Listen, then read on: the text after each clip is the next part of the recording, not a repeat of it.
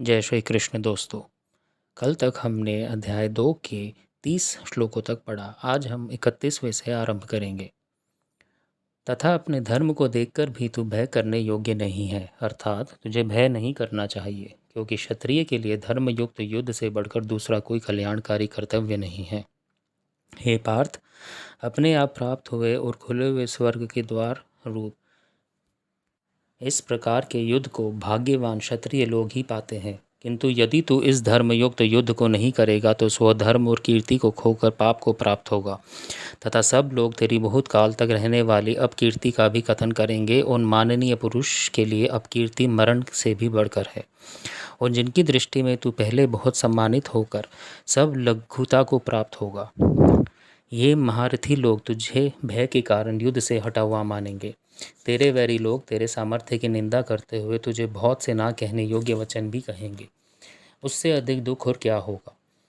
या तो तू युद्ध में मारा जाकर स्वर्ग को प्राप्त होगा, अथवा संग्राम में जीतकर पृथ्वी का राज्य भोगेगा। इस कारण हे अर्जुन, तू युद्ध के लिए निश्चय करके खड़ा हो जा। जय पराजय, लाभ हानि और सुख दुख को समान समझकर उसके बाद युद्ध के लिए तैयार हो जा। इस प्रकार युद्ध करने से तू पाप को नहीं प्राप्त होगा। हे पार्थ, बुद्धि तेरे लिए ज्ञान योग के विषय में कही गई है, और अब तू इसको कर्म योग के विषय में सुन। जिस बुद्धि से युक्त हुआ तू कर्मों के बंधन को भली भांति त्याग देगा, अर्थात सर्वथा नष्ट कर डालेगा। इस कर्म योग में आरंभ का अर्थात बीज का नाश नहीं है, और उल्टा फल रूप दोष भी नहीं है, बल्कि इस कर्म योग रूप धर्म का थोड़ा सा भी स्थान या साधन जन्म मृत्यु रूप महान भय से रक्षा कर लेता है। हे अर्जुन, इस कर्म योग में निश्चयात्मिका बुद्धि एक ही होती है, किंतु अस्थिर विचार वाले विवेकहीन सकाम मनुष्यों की बुद्धियां निश्चय ही बहुत भेदों वाली और अनंत होती हैं। हे अर्जुन, तू भोगों में तन्मय हो रहे हैं,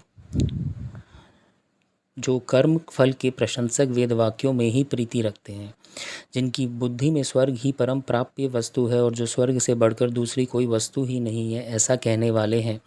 वह अविवेकी जन इस प्रकार की जिस पुष्पित अर्थात दिखाऊ शोभा युक्त वाणी को कहा करते हैं, जो कि जन्मरूप कर्म फल देने वाले एवं भोग तथा ऐश्वर्य की प्राप्ति के लिए नाना प्रकार की बहुत सी क्रियाओं का वर्णन करने वाली है, उस वाणी द्वारा जिसका चित्त हर लिया गया है, जो भोग और ऐश्वर्य में अत्यंत आसक्त है, उन पुरुषों की परमात्मा से निश्चयात्मिका बुद्धि नहीं होती। हे अर्जुन, वेद उपर्युक्त प्रकार से तीनों गुणों के कार्य रूप समस्त भोगों एवं उनके साधनों का प्रतिपादन करने वाले हैं। इसलिए तू इन भोगों एवं उनके साधनों से आसक्तिहीन, हर्ष शोक आदि द्वंद्वों से रहित, नित्य वस्तु परमात्मा में स्थित, योग क्षेम को ना चाहने वाला और स्वाधीन अंतःकरण वाला है। इस प्रकार हमने दूसरे अध्याय के 45 श्लोक तक आज पढ़ा। कल हम 46वें श्लोक से आरंभ करेंगे।